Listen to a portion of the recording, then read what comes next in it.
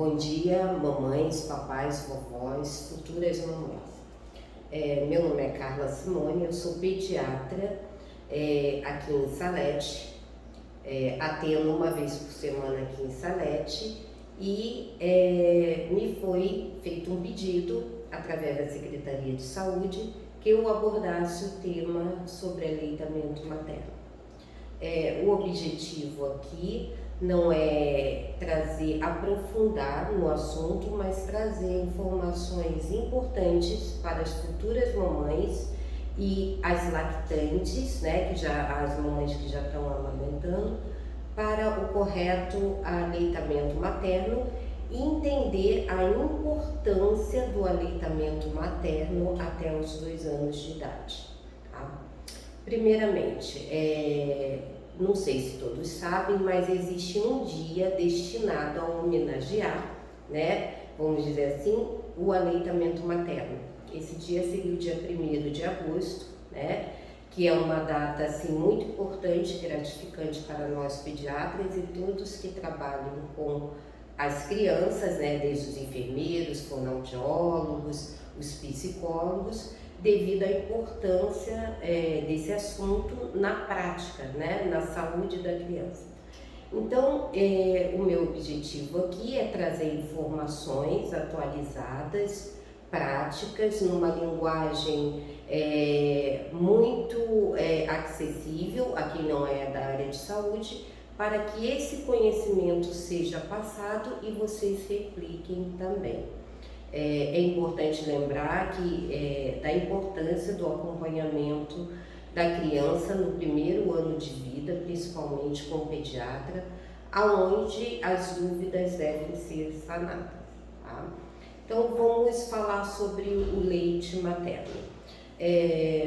Algumas informações que eu vou passar para vocês são informações atualizadas, importante que vocês repliquem, né, para que todas as mamães tomem conhecimento e a gente tenha êxito, né, melhore a estatística, né, no Brasil, aqui em Santa Catarina, quanto ao aleitamento materno. Bom, o leite materno é extremamente importante nos primeiros 6 meses de vida. É essencial até o 1º ano de vida e se constitui um complemento nutricional importante entre o 1º e o 2º ano de vida. Por quê? O leite materno é considerado o melhor alimento do mundo para as crianças até os 2 anos de idade.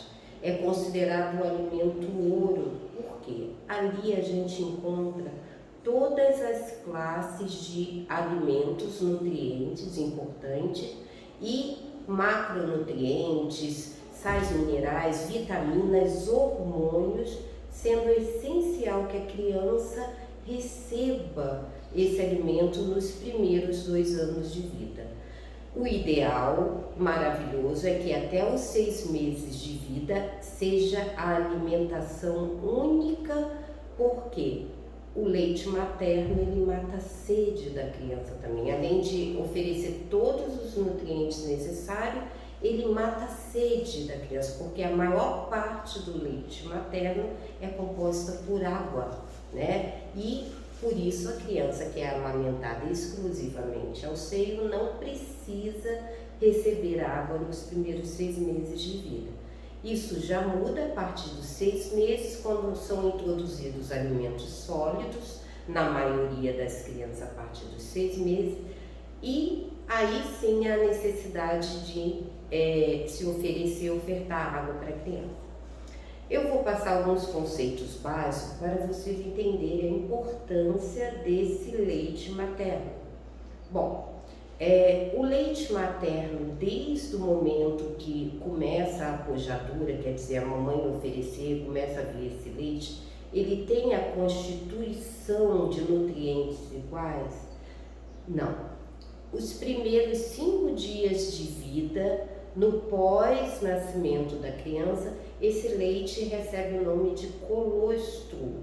É um leite mais denso, né, mais encorpado, ele tem uma coloração amarelada, mais para alaranjado. É um leite que a gente fala que é pegajoso e é importantíssimo que a criança receba esse fluido nos primeiros 5 dias de vida. E na realidade ele começa a sua produção quando o neném ainda está no ventre materno. Em torno de 16 semanas, as mamães já começam a ter o hormônio produzindo que se chama prolactina, que é o responsável pela produção e estoque desse leite. Então é comum que as gestantes, a partir de 16 semanas de vida, algumas vão ter a saída já desse fluido que se chama colostro. Qual seria a importância desse elemento do leite, né? Que o leite ele se divide em colostro até os 5 dias, dos 5 dias até mais ou menos 14 dias ele passa a se chamar leite de transição, e de 14 dias até um mês e meio, ele passa a ser chamado leite maduro. Depois desse prazo, ele atinge o máximo de maturidade, que é em termos de composição de nutrientes. Mas se a gente voltar aqui ao colostro, qual é a importância que o bebê, quando nasce em boas condições de vitalidade, não haja nenhuma intercorrência no nascimento, ele deve receber logo na primeira hora de vida esse leite, esse fluido chamado colostro, pela importância fantástica que tem a sua composição. Nesse colostro a gente vai encontrar uma maior quantidade de proteínas e de agentes imunológicos, né? A gente vai encontrar imunoglobulinas secretoras do grupo A, que vão ajudar na preparação do intestino da criança, na sua formação na flora. A gente vai ter uma quantidade de água, de alguns sais minerais, e a gente vai ter uma quantidade absurda de anticorpos que são passados pela mãe, já para ir protegendo o neném. Esse fluido sai numa temperatura ideal, que ele tem cofatores de desenvolvimento do sistema nervoso central da criança, que está em pleno amadurecimento, em pleno início de formação. Então é essencial que a criança receba o colostro. Esse colostro vai mais ou menos até os 5 dias de vida. A partir daí, esse leite passa a ter um teor maior de carboidratos, açúcares, lactose, que é o açúcar do leite, proteínas, vitaminas, oligoelementos. Continua ainda a condição de imunobiológicos, de IgAs secretoras, que são importantes até para proteção do intestino da criança. E a partir daí a criança começa, na maior parte do tempo, ganha peso pela quantidade maior de carboidratos. Daí em diante, a partir de 14 dias, esse leite já está ficando num estágio de plenitude, de amadurecimento, em que a quantidade de proteínas, sais minerais, macronutrientes, zinco, vitaminas lipossolúveis, hidrossolúveis se encontram num patamar ótimo para que a criança tenha as necessidades nutricionais supridas. Esse leite ele sai na temperatura adequada, ele é produzido de igual forma entre todas as mulheres. O que vai modificar nesse leite maturo é porque quanto melhor a alimentação da mãe, mais água ela ingerir, maior número de macronutrientes, o sono tiver reconfortante e que haja um ambiente mais adequado, sem estresse, essa mãe tem a capacidade, com raras exceções, né, de algumas doenças, algumas condições de comorbidade, de produzir um leite materno satisfatório em que supra todas as necessidades desse lactente. Para isso é preciso vou passar para vocês um conceito que parece estranho, que o leite materno seja produzido ali, né, na mama, sem outros fatores. Mas não. O que acontece, a fisiologia da amamentação, é que existem dois hormônios principais envolvidos na produção, na síntese e na apojadura, ou seja, na liberação desse leite. Só a título de conhecimento, é a prolactina, que é produzida no cérebro, numa glândula, e a ocitocina, que é o outro hormônio. Esses hormônios, sem esses hormônios atuando, não há produção de leite materno. A prolactina ela começa a ser produzida em maior intensidade por 48 horas de pós-nascimento. Por isso que é importante que o bebê seja levado ao seio nas primeiras horas de vida e com muita frequência. Porque para esse mecanismo ser ativado, que é a produção do leite, a estocagem e a liberação, a criança precisa fazer uma pega adequada do seio materno. Então a criança precisa estar com a boquinha bem aberta, pegar uma grande parte, independente do mamilo ser adequado ou não, uma grande parte da auréola, que é aquele anelzinho, né, de cor mais intensa que envolve o biquinho do peito. Então a criança precisa abocanhar, a boquinha está bem aberta, a posição da língua adequada para que haja um estímulo nervoso, e esse estímulo é percebido nessa região do seio por receptores neurológicos que levam a informação até essa glândula no cérebro. Então o cérebro passa a ter conhecimento que a criança está querendo mamar e imediatamente é liberado a prolactina para produzir mais e mais o que está estocado ali, à medida que vai acabando, vai produzindo, e que haja a ejeção do leite através do hormônio ocitocina.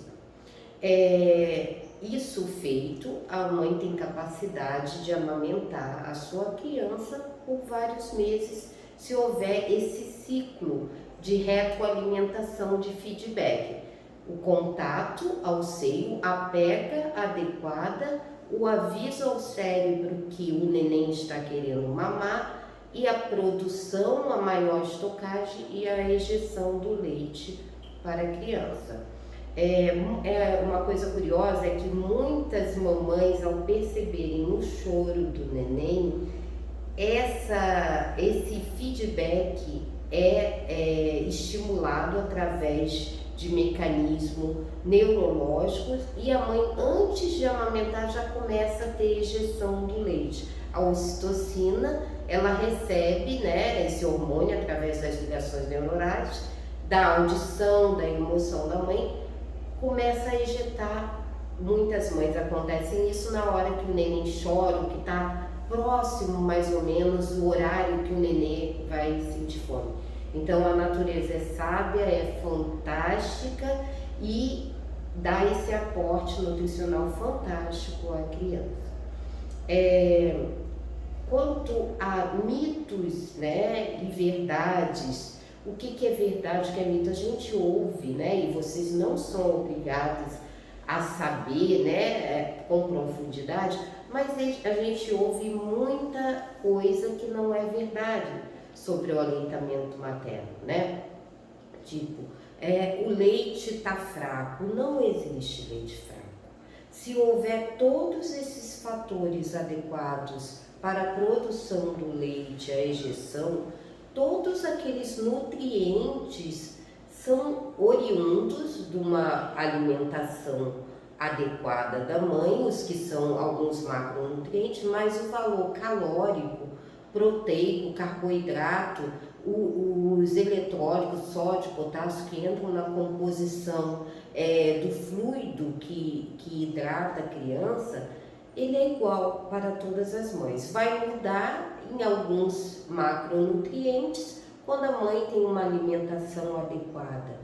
Alimentação adequada, quando eu digo, alimentos naturais, variados, verduras, frutas, a mãe tem que estar bem hidratada, beber bastante água, pode ter acesso a chás, né? Esses chás naturais, camomila, erva doce. Nada disso vai aumentar a produção do leite materno, mas vai gerar um leite materno mais pleno em nutrientes. Essa mãe vai ter a capacidade de ter esse funcionamento hormonal adequado.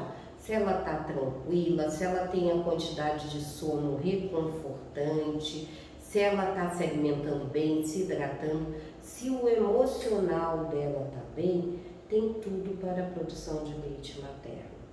É verdade. As mulheres que amamentam ao seio, elas têm 30% menos chance de terem câncer de mama, né? Isso não sou eu que digo, são os estudos que mostram.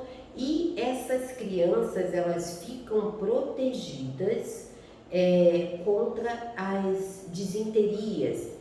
Elas têm menos óbitos, né? Isso até em países de terceiro mundo, locais de extrema pobreza, são mais protegidas as crianças que mamam o leite materno do que as crianças que não mamam. Então, a chance de sobrevivência após doenças graves, respiratórias, gastrointestinais, é muito maior naqueles que recebem o aleitamento materno, pelo menos até os 6 meses de idade.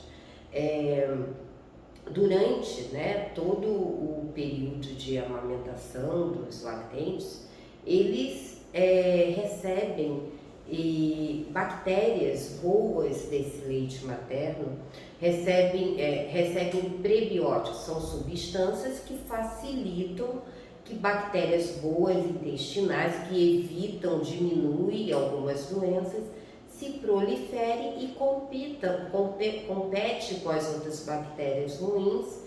Na hora, se a criança pega uma doença, essas bactérias que se formam através da colonização intestinal, oriunda de prebióticos, que são os açúcares, a lactose do leite materno, torna a criança mais resistente a certas doenças infecto-contagiosas.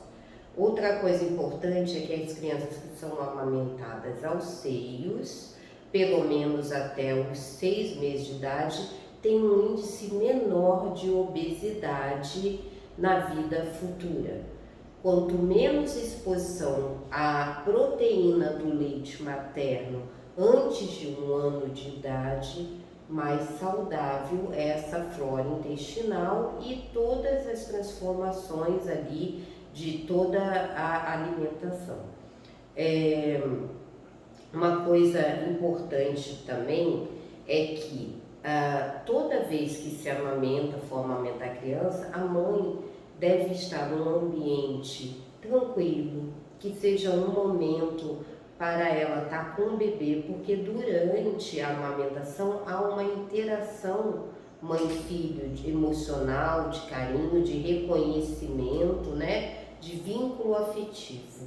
E quanto mais tranquila essa mãe tiver disponível para amamentar, maior quantidade de leite, porque menos estresse, a gente tem menos o hormônio adrenalina, cortisol no sangue, que são hormônios do estresse, que bloqueiam esses 2 hormônios que fazem a produção e a ejeção do leite. Então, se a mãe está estressada, está chateada, está acelerada, ela vai ter menos produção e menos ejeção de leite. Quanto ao fato da maneira correta da amamentação, a posição, a frequência, eu quero dizer para vocês que a amamentação ao seio é em livre demanda, ou seja, não tem horário. Não é igual às fórmulas infantis que muitas vezes o pediatra tem que prescrever, que tem horários a serem dados. O leite materno não, porque se vocês lembrarem no início, eu falei que o leite materno ele mata a sede da criança. Então, a criança mata a sede, mata a fome, é o aconchego emocional, ela está ali, está sentindo os batimentos cardíacos da mãe e os laços afetivos estão se tornando mais fortes. A criança chorou, bota no peito. A mamãe começa a perceber, a criança fica mais agitada, coloca no peito. A criança acordou do soninho, bota no peito. A própria mãe vai observando quando as demandas do bebê, ele consegue comunicar isso, mãe. Então, tem neném que mama a cada meia hora, tem neném que mama a cada 1 hora, tem dias que vai mamar de 15 em 15 minutos. Se ele tem cólica e digo que o leite materno evita muitas cólicas, né? Porque a criança não é exposta ao açúcar do leite de vaca, que é a lactose, que fermenta, que dá mais cólicas. Então a criança tem menos cólica do que a criança que ela é amamentada com leite de vaca, seja fórmula ou não. Então, a criança tem menos cólica, a temperatura é ideal. Se ela faz uma boa pega, aquela mãe vai estar sempre com aquela disponibilidade de uma boa quantidade de leite. Se a mãe está num ambiente tranquilo, esses laços afetivos, eles tornam-se muito importantes. Então, na realidade, a gente ouve muita coisa errada, falando que o leite materno pode estar fraco, que não está o suficiente para deixar a criança engordar, que a criança precisa tomar água, não precisa nada disso, porque inclusive a flora intestinal maravilhosa da criança está sendo feita. A quantidade de líquido, a quantidade de fatores de crescimento para esse cérebro em desenvolvimento é excelente, é ótima no leite materno. Existem gorduras, né? Existem lipídios, né, de cadeia longa que são essenciais para a formação da mielina, que é a capinha que envolve os nervos, o cérebro, que está em formação para haver as transmissões nervosas adequadas para o neurodesenvolvimento da criança. E isso tudo está presente em quantidade ótima no leite materno, além de várias vitaminas. A lactose, que é o açúcar do leite, é uma lactose bem mais digerível, adaptada, evita distensão abdominal, evita alterações bruscas das fezes. Então, esse leite materno, ele proporciona a necessidade toda do bebê ao longo dos primeiros 6 meses de vida. Chegando nos 6 meses de vida, essa criança, na maioria das vezes, ela começa a ter acesso aos alimentos sólidos e continua se alimentando, e o aleitamento materno como possível. A gente sabe que hoje em dia a maioria das mamães trabalham, né, e precisam voltar ao trabalho quando a criança tem 4, 5 meses de idade. Eu não vejo, na maioria dos casos, né, impedimento para que a mãe continue, ao chegar em casa, quando tiver o tempo livre com o neném, amamentar o seio. E outra possibilidade daquelas mamães que puderem seria estocar o leite materno. Existem orientações nas redes sociais de fontes seguras, de fontes de profissionais de saúde, consultoras de amamentação, pediatra, sites médicos que orientam a própria Secretaria de Saúde a maneira correta que esse leite materno deve ser estocado, armazenado, para que seja oferecido no momento que a mamãe está no trabalho, que aquela criança receba o leite materno ao invés de fórmula. É claro que existem exceções, né? Existem algumas condições que isso não é possível, mas que seja possível, quando for possível, o aleitamento materno em casa, nos horários que a mamãe estiver em casa com a criança. Eu espero que eu tenha trazido algumas informações importantes.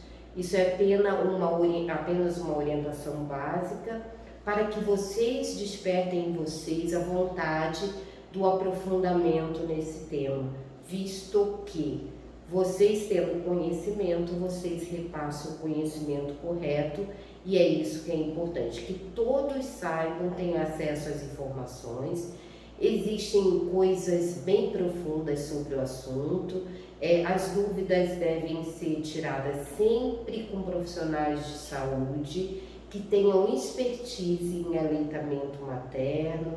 Existem enfermeiras, consultoras de aleitamento, fonoaudióloga, os pediatras nas consultas de rotina, que é de suma importância o neném ser acompanhado, pelo menos até 1 ano de idade, nesse sentido, para que a mãe receba todas as informações, não só sobre o aleitamento, a alimentação, mas sobre o neurodesenvolvimento, os marcos de desenvolvimento, todos os passos e os degraus que os nenéns têm que ter corretamente, a saúde bucal, a saúde dos olhinhos, da visão, as orientações sobre a adequada aquisição, né, do neurodesenvolvimento. Então, é importante esse conhecimento para que vocês passem à frente também, e o maior benefício será, sem dúvida nenhuma, para as crianças.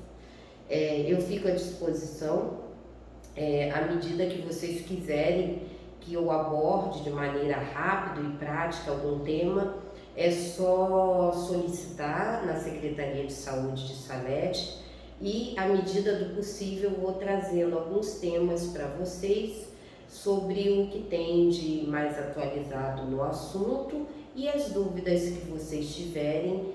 Quando os pacientes vierem comigo, podem trazer as dúvidas anotadas, ou em qualquer pediatra que atenda os nenéns de vocês, eles estão prontos para responder as perguntas, né, e esclarecer as dúvidas. Eu agradeço a oportunidade e um bom dia a todos.